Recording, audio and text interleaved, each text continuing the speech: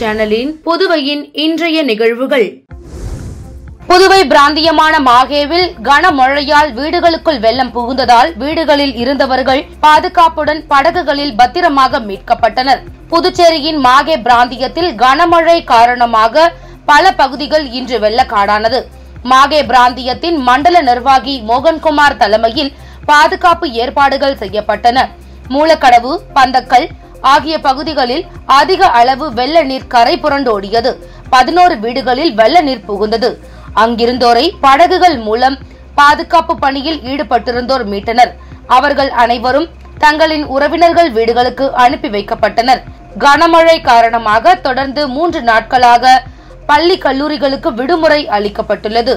இதுவரை பாதுகாப்பு மையங்களில் தங்க மக்கள் யாரும் வராத சூழலில் தேவையான ஏற்பாடுகளை மாகே பிராந்திய அதிகாரிகள் செய்துள்ளனர்.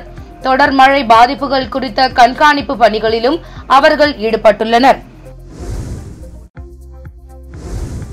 நடிகர் செவாலிய சிவாஜி கணேசனின் நினைவு தினத்தை ஒட்டி அவரது சிலைக்கு சபாநாயகர் செல்வம், அமைச்சர்கள் மற்றும் சட்டமன்ற உறுப்பினர்கள் மாலை அணிவித்து மரியாதை செலுத்தினார்கள். புதுச்சேரி அரசு செய்தி மற்றும் விளம்பரத்துறை சார்பில் நடிகர் செவாலியே சிவாஜி கணேசனின் நினைவு தினம் இன்று அனுசரிக்கப்பட்டது.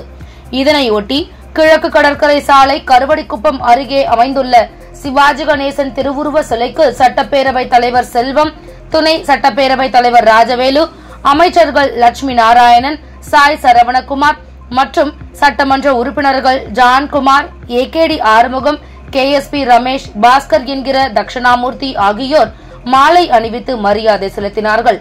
அதனைத் தொடர்ந்து ரசிகர்கள் மற்றும் பல்வேறு அமைப்பை சார்ந்த நிர்வாகிகள் சிவாஜி சிலைக்கு மாலை அணிவித்து மரியாதை செலுத்தினார்கள். புதுச்சேரியில் அரசு வேலை வாங்கி தருவதாக கூறி ரூபாய் 19,79,000 மோசடி செய்த நபர் மீது போலீசார் வழக்கு பதிந்து விசாரித்து வருகின்றனர். புதுச்சேரி சஞ்சீவி நகரை சேர்ந்தவர் கணேஷ் பட்டதாரி. இவர் அரசு வேலைக்கு முயற்சித்து வந்த நிலையில் சேலத்தை சேர்ந்த கார்த்திக் என்பவர் இவருக்கு அறிமுகமாகியுள்ளார். இவர் கணேஷிடம் அரசு வேலை பெற்றுத் தருவதாக கூறியதை நம்பி கணேஷ் பல தவணைகளில் ரூபாய் 19,79,000 கார்த்திக்கிடம் கொடுத்ததாக கூறப்படுகிறது. பணத்தை பெற்றுக்கொண்ட கார்த்திக் அரசு வேலையை வாங்கி தராமல் ஏமாற்றியுள்ளார். இதனால் தான் கொடுத்த பணத்தை கணேஷ் திரும்ப கேட்ட நிலையில் கார்த்திக் பணத்தை கொடுக்க மறுத்ததாக தெரிகிறது. இதுகுறித்து புதுச்சேரி கோரிமேடு பகுதியில் உள்ள தன்வந்திரி நகர் காவல் நிலையத்தில் கணேஷ் புகார் அளித்தார். அதன் பேரில் போலீசார் கார்த்திக் மீது வழக்கு பதிந்து விசாரித்து வருகின்றனர். மேலும் இவர் திருநெல்வேலியில் ஒரே சமயத்தில் 3 திருநங்கைகளை கொலை செய்த முக்கிய குற்றவாளியாவார். இவரை வடக்கு குற்றப்பிரிவு போலீசார் கைது செய்தனர். பட்ட பகலில் வீட்டின் முன் நிறுத்தி வைத்திருந்த இருசக்கர வாகனத்தை திருடிய நபர்களை சிசிடிவி காட்சிகளை வைத்து போலீசார் தேடி வருகின்றனர். புதுச்சேரி ரெட்டியார்பாளையம் பெரியார் நகர் 6வது குறுக்கு தெருவில் நேற்று முன்தினம் பகல் நேரத்தில் 2 மர்ம நபர்கள் இருசக்கர வாகனத்தில் வந்தனர். அந்த தெருவில் வீட்டின் முன் நிறுத்தி வைக்கப்பட்டிருந்த இருசக்கர வாகனத்தை மர்ம நபர்கள் திருடி டோப் செய்து சென்றனர். இருசக்கர வாகனத்தை திருடி செல்லும் சிசிடிவி கேமராவில் பதிவாகியுள்ளது. இதனை வைத்து காவல் நிலையத்தில் புகார் கொடுக்கப்பட்டுள்ளது. மக்கள் நடமாட்டம் உள்ள பகுதிகளில் பகல் நேரத்திலேயே துணிச்சலாக இருசக்கர வாகனத்தை எடுத்து சென்ற நபர்கள் குறித்து காவல்துறை விசாரணை மேற்கொண்டு வருகின்றனர். புதுச்சேரி உருவையாறு பகுதியில் உள்ள தனியார் கல்லூரி பேராசிரியர் வீட்டில் நகராட்சி ஊழியர்கள் என கூறி மூதாட்டியை ஏமாற்றி 43 சவரன் தங்க நகை திருடிய மர்ம நபர்களை போலீசார் தேடி வருகின்றனர். புதுச்சேரி உருவையாறு ராமச்சந்திரா நகர் பகுதியை சேர்ந்தவர் செந்தில் வெளிநாட்டில் பணிபுரிந்து வருகிறார். இவரது மனைவி விமலா தனியார் கல்லூரியில் பேராசிரியராக பணியாற்றி வருகிறார். இவர் நேற்று முன்தினம் பணிக்கு சென்றபோது வீட்டில் அவரது வயதான மாமியார் மட்டும் தனியாக இருந்துள்ளனர். அப்போது வந்த 2 மர்ம நபர்கள் வீட்டிற்கு வந்து நகராட்சி ஊழியர்கள் என்றும் தங்கள் வீட்டில் குடிநீர் சரியாக வருகின்றதா, சாக்கடை நீர் செல்ல வழி இருக்கின்றதா என கேட்டுள்ளனர். மேலும் குடிநீர் சரியாக வருகின்றதா என வீட்டின் மேல் சென்று பாருங்கள் என கூறி வயதான மூதாட்டியை திசை திருப்பி வீட்டிற்குள் சென்று பையில் வைக்கப்பட்டிருந்த 43 சவரன் தங்க நகையை திருடி சென்றுள்ளனர். இது தொடர்பாக விமலா மங்கலம் காவல் நிலையத்தில் அளித்த புகாரின் பேரில் போலீசார் வழக்கு பதிவு செய்து விசாரணை மேற்கொண்டு வருகின்றனர். புதுச்சேரியில் தொழிலதிபரிடம் ரூபாய் 21,75,000 மோசடி செய்யப்பட்டது குறித்து புதுச்சேரி இணையவழி குற்றப்பிரிவு போலீசார் வழக்கு பதிந்து விசாரித்து வருகின்றனர். புதுச்சேரி பகுதியைச் சேர்ந்தவர் ராமசுப்ரமணியன் தொழிலதிபர். இவரை கடந்த சில வாரங்களுக்கு முன்பு வாட்ஸ்அப் மூலம் தொடர்பு கொண்ட சிலர் இவரை வாட்ஸ்அப் குழு ஒன்றில் சேர்த்தனராம். அப்போது இணையத்தில் முதலீடு செய்தால் அதிக லாபம் பெறலாம் என்று ராமசுப்ரமணியனிடம் கூறினாராம். இதனை நம்பிய அவர் பல தவணைகளில் ரூபாய் 21,75,000 செலுத்தியதாக கூறப்படுகிறது. ஆனால் தனது முதலீட்டையும் லாபத்தையும் அவரால் எடுக்க முடியவில்லையாம். தான் ஏமாற்றப்பட்டதை உணர்ந்த அவர் இதுகுறித்து புதுச்சேரி கோரிமேடு இணையவழி குற்றப்பிரிவில் புகார் அளித்தார். அதன் பேரில் போலீசார் வழக்கு பதிந்து விசாரித்து வருகின்றனர். புதுச்சேரி மூலகுளம் பகுதியில் பைக் ஒர்க் ஷாப்பில் திடீரென ஏற்பட்ட தீ விபத்து 7 பைக்குகள் தீயில் எரிந்து நாசமாயின. தீயணைப்பு வீரர்கள் விரைந்து வந்து தீயை அணைத்ததால் பெரும் விபத்து தவிர்க்கப்பட்டது. புதுச்சேரி அரும்பாட்டபுரத்தை சேர்ந்தவர் நடராஜ். இவர் மூலகுளம் பகுதியில் ஸ்ரீ விநாயகா ஆட்டோ ஒர்க்ஸ் என்ற பெயரில் இருசக்கர வாகனம் பழுது பார்க்கும் நிலையம் நடத்தி வருகிறார். நேற்று பிற்பகல் 2:45 மணி அளவில் தனது ஒர்க் ஷாப்பை பூட்டிவிட்டு மதிய உணவிற்கு வீட்டிற்கு சென்றுள்ளார். அப்போது திடீரென ஒர்க் ஷாப்பில் தீ விபத்து ஏற்பட்டுள்ளது. மளமளவென தீ கொழுந்துவிட்டு எரிந்ததால் உடனடியாக அக்கம் பக்கத்தினர் தீயணைப்பு நிலையத்திற்கு தகவல் தெரிவித்தனர். சம்பவ இடத்திற்கு கோரிமேட்டு தீயணைப்பு நிலையத்திலிருந்து நிலைய அதிகாரி சுரேஷ், முதன்மை தீயணைப்பாளர் பாலமோகன் தலைமையிலான தீயணைப்பு வீரர்கள் விரைந்து வந்து தண்ணீரை பீச்சி அடித்து தீயை கட்டுக்குள் கொண்டு வந்தனர். இருந்தாலும் இந்த தீ விபத்தில் ஒர்க் ஷாப்பில் நிறுத்தியிருந்த 7 பைக்குகள் தீயில் எரிந்து நாசமாயின. இதன் மொத்த மதிப்பு 3 லட்சம் ரூபாய் இருக்கும் என தெரிகிறது. இதுகுறித்து ரெட்டியார்பாளையம் போலீசார் வழக்கு பதிந்து தீ விபத்துக்கான காரணம் குறித்து விசாரணை நடத்தி வருகின்றனர். நெட்டப்பாக்கம் கம்பன் அரசு மேல்நிலைப்பள்ளி மாணவர்களுக்கு விலையில்லா மழை அங்கியை துணை சபாநாயகர் ராஜவேலு வழங்கினார். புதுவை அடுத்த நெட்டப்பாக்கத்தில் உள்ள கம்பன் அரசு மேல்நிலைப் பள்ளியில் விலையில்லா மழை அங்கி வழங்கும் நிகழ்ச்சி பள்ளி வளாகத்தில் நடைபெற்றது. பள்ளியின் துணை முதல்வர் தில்லைக்கண்ணு காமராஜ் நிகழ்ச்சிக்கு தலைமை தாங்கினார். சிறப்பு அழைப்பாளராக துணை சபாநாயகர் ராஜவேலு கலந்து கொண்டு மாணவ மாணவிகளுக்கு விலையில்லா மழை அங்கியை வழங்கினார். தலைமை ஆசிரியர் ரோஸ்வின் நிர்மலா முன்னிலை வகித்தார். முன்னதாக ஆசிரியர் மணிமாறன் வரவேற்பு நிகழ்த்தினார். நிகழ்ச்சிக்கான ஏற்பாடுகளை விரிவுரையாளர்கள் லதா, எழில்வேந்தன் ஆகியோர் செய்திருந்தனர். இறுதியாக ஆசிரியர் ஜெகதீசன் நன்றி கூறினார். மாநில வளர்ச்சி குறித்த திட்ட வரைவை தயார் செய்து பிரதமர் தலைமையில் நடைபெறவுள்ள நிதி ஆயோக் கூட்டத்தில் முதல்வர் ரங்கசாமி கட்டாயம் கலந்து கொள்ள வேண்டும் என அதிமுக மாநில செயலாளர் அன்பழகன் வலியுறுத்தியுள்ளார். புதுச்சேரி அதிமுக தலைமை அலுவலகத்தில் செய்தியாளர்களை சந்தித்த மாநில செயலாளர் அன்பழகன், புதுச்சேரி மாநிலத்தின் வளர்ச்சி குறித்த திட்ட வரைவு தயார் செய்து பிரதமர் தலைமையில் வரும் 27ஆம் தேதி நடைபெறவுள்ள நிதி ஆயோக் கூட்டத்தில் முதல்வர் ரங்கசாமி கட்டாயம் கலந்து கொள்ள வேண்டும் என்றும், புதுச்சேரி மாநில தேவைகளை மத்திய அரசிடம் ஆதாரத்துடன் எடுத்துரைத்து மாநில வளர்ச்சிக்காக முதல்வர் துணை நிற்க வேண்டும் என தெரிவித்தார்.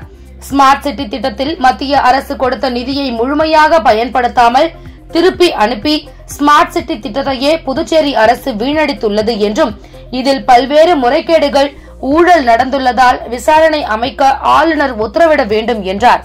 குடிமைப் பொருள் வழங்கல் துறை மூலம் 50,000க்கும் மேற்பட்ட போலி ரேஷன் கார்டுகள் வழங்கப்பட்டுள்ளதாக அதிமுக உட்பட்ட பல்வேறு அரசியல் கட்சியினர் புகார் அளித்தும் எந்தவித நடவடிக்கையும் எடுக்காமல் கண்டுகொள்ளாமலும் முதல்வர் இருப்பது ஊழலுக்கு துணை போவதற்கு சமம் என குறிப்பிட்டார்.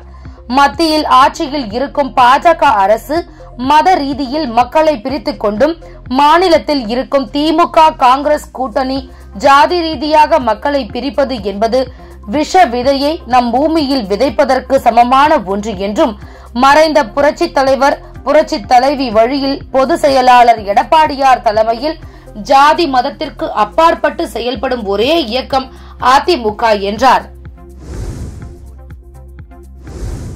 அரியாங்குப்பம் தொகுதி அருந்ததிபுரம் அரசு தொடக்கப்பள்ளி மாணவ மாணவிகளுக்கு புத்தகப்பை, நோட்புக், பென்சில் ஆகிய கல்வி உபகரணங்களை அதிமுக மாநில பொருளாளர் ரவி பாண்டுரங்கன் வழங்கினார்.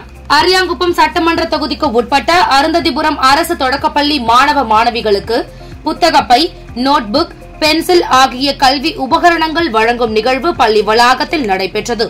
இந்நிகழ்ச்சியில் பள்ளி பொறுப்பாசிரியர் சுந்தரமூர்த்தி வரவேற்புரை வழங்கினார். இதில் சிறப்பு விருந்தினராக அஇஅதிமுக மாநில பொருளாளர் ரவி பாண்டுரங்கன் கலந்து கொண்டு தனது சொந்த செலவில் மாணவ மாணவிகளுக்கு கல்வி உபகரணங்களை வழங்கினார். நிகழ்வின் இறுதியாக ஆசிரியர் சுதா நன்றியுரை நிகழ்த்தினார். விழா ஏற்பாடுகளை ஆசிரியர் பழனி ராஜா செய்திருந்தார். இந்நிகழ்வில் அதிமுக தொகுதி செயலாளர் ராஜா, வார்டு செயலாளர் ஜெயக்குமார், அதிமுக பிரமுகர்கள் ஜீவா, சிவா, நாகராஜ் ஆகியோர் உடனிருந்தனர். திருநள்ளாறு தர்பாரண்யேஸ்வரர் கோவிலில் இந்தியன் ஓவர்சீஸ் வங்கி சார்பில் காணிக்கையை டிஜிட்டல் வழியில் செலுத்தும் வகையில் உண்டிகள் திறக்கப்பட்டது. காரைக்கால் மாவட்டம் திருநள்ளாறு பகுதியில் அமைந்துள்ள புகழ்பெற்ற ஸ்ரீ தர்பாரண்யேஸ்வரர் தேவஸ்தானம் ஸ்ரீ சனி பகவான் ஆலயத்திற்கு சனிக்கிழமைகள் தோறும் ஏராளமான பக்தர்கள் வந்து சென்றனர். கூட்டம் காரணமாக பக்தர்கள் காணிக்கை செலுத்த முடியாத சூழல் இருந்து வந்த நிலையில் காணிக்கையை டிஜிட்டல் வழியில் செலுத்தும் வகையில் இந்தியன் ஓவர்சீஸ் வங்கி சார்பில் உண்டியல்கள் இன்று திறக்கப்பட்டது. இந்தியன் ஓவர்சீஸ் வங்கி முதன்மை மண்டல மேலாளர் ராகேஷ் வழிகாட்டுதலின்படியும் பக்தர்களின் வசதிக்காக உண்டியல் முதன்மை மேலாளர் கணேசன் மற்றும் கோவில் செயல் அலுவலர் அருணகிரிநாதன் அவர்களால் இன்று திறக்கப்பட்டு பொதுமக்கள் உபயோகத்திற்காக வைக்கப்பட்டுள்ளது. இந்நிகழ்ச்சியில் திரளான பக்தர்களும் வங்கி அலுவலர்கள் மற்றும் ஆலய நிர்வாகிகள் மற்றும் பணியாளர்களும் கலந்து கொண்டனர். முதற்கட்டமாக வங்கி ஊழியர்கள் மற்றும் கோயில் நிர்வாகிகள் QR கோடை ஸ்கேன் செய்து உண்டியல் மூலம் காணிக்கை செலுத்தினர். சேத்தூரில் அமைந்துள்ள ஸ்ரீ மகாமாரியம்மன் ஆலயத்தில் ஆடி மாத முதலாவது வெள்ளிக்கிழமையை முன்னிட்டு நடைபெற்ற விளக்கு பூஜையில் ஏராளமான பெண்கள் கலந்து கொண்டனர். காரைக்கால் அடுத்த சேத்தூர் பகுதியில் அமைந்துள்ளது ஸ்ரீ மகாமாரியம்மன் ஆலயம். இந்த ஆலயத்தில் வருடந்தோறும் ஆடி மாதத்தில் விளக்கு பூஜை நடைபெறுவது வழக்கம். இந்த ஆண்டு ஆடி மாத முதலாவது வெள்ளிக்கிழமையை தொடர்ந்து ஸ்ரீ மகாமாரியம்மனுக்கு சிறப்பு அபிஷேக ஆராதனையுடன் சிறப்பு அலங்காரம் செய்யப்பட்டு தீபாராதனை நடைபெற்றது. ஆடி மாத முதலாவது வெள்ளியை முன்னிட்டு ஆலயத்தில் நடைபெற்ற திருவிளக்கு பூஜையில் 300க்கும் மேற்பட்ட பெண்கள் கலந்து கொண்டு குத்து விளக்கை அம்மனாக பாவித்து விளக்கு பூஜை செய்து வழிபட்டனர். மேலும் இந்த விளக்கு பூஜையை கிராம மக்கள் மற்றும் பஞ்சாயத்தார்கள் சிறப்பாக ஏற்பாடு செய்திருந்தனர். புதுச்சேரி முத்தியால்பேட்டை முத்துமாரியம்மன் கோவில் ஆடி திருவிழாவை முன்னிட்டு ஸ்ரீ முத்துமாரியம்மன் மின் விளக்கு அலங்காரத்தில் ரத்தோற்சவத்தில் எழுந்தருளி திருவீதி உலா சென்று பக்தர்களுக்கு காட்சியளித்தார்.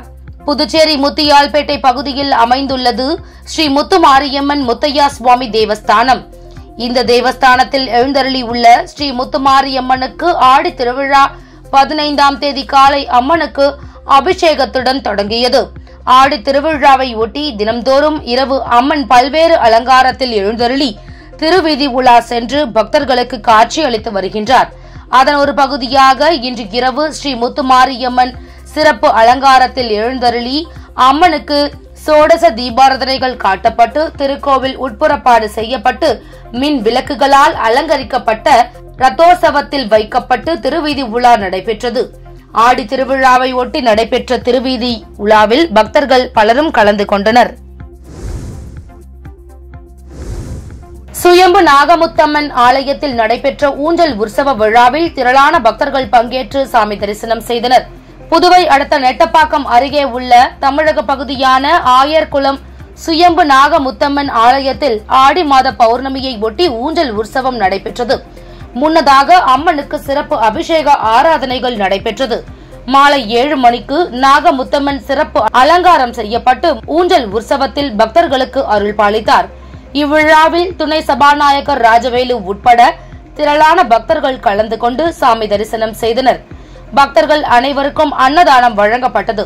விழாவிற்கான ஏற்பாடுகளை கோவில் அறங்காவலர் குழுவை சேர்ந்த சவுந்தரராஜன் மற்றும் பொதுமக்கள் செய்திருந்தனர்.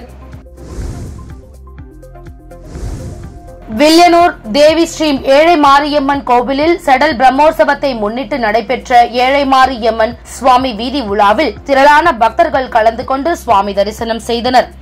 வில்லியனூர் மார்க்கெட் வீதியில் உள்ள தேவி ஸ்ரீ ஏழை மாரியம்மன் கோவிலில் 96ஆம் ஆண்டு செடல் உற்சவத்தை முன்னிட்டு கடந்த திங்கட்கிழமையன்று கொடியேற்றம் நிகழ்ச்சி நடைபெற்றது.